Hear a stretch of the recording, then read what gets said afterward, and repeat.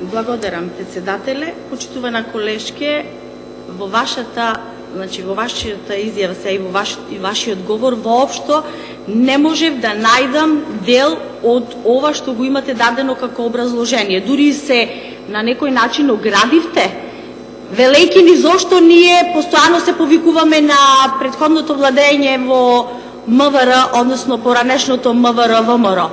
Предпоставувам дека вашите точки кои што ево ќе ги апострофирам: неодговорност, безредие, партизираност, неспособност, користење на МВР во партиски цели, недоверба, очигледно видовте дека тоа е всушност нешто што е всушност карактеристика на некоја друга власт, власта во која што вие бевте на власт.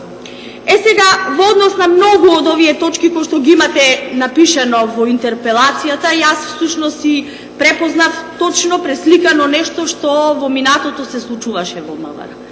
И ево, нешто ново може би ви беше: Оливер Спасовски ќе биде запомнат и како министер кој што вршеше притисок на социјалните мрежи Facebook, Twitter за цензурирање, гасење или блокирање на одредени Facebook профили.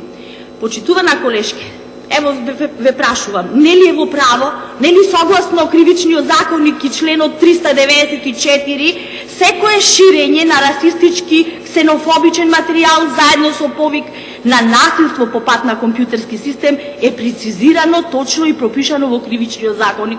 Во Македонија од 2014 година ширењето на говор на омраза е кривично дело, а социјалните мрежи ги искористувате за да ширите ваков говор на омраза. И уште се повикувате, зошто? Па нели треба МВР да не заштити нас граѓаните, и мене и вас, бидејќи ние, извинете, и јас имам, јас самата си поведов одредена постапка која што нормално треба да ја поведам согласно законот. Значи, сакам да ви кажам, вие пишувате едно, кажувате друго, креирате нова слика, имате нови лажни вести и повторно прашувате. И уште се чудите зошто некој ви одговара така како што ви одговара. За вас секој одговор што не ви одговара е надмен, арогантен, непринципиелен. Но, ако веќе зборуваме за министерот Оливер, тој е професионален, секогаш е на висина на неговата поставена задача, одмерен, внимателен, ненаметлив, работлив.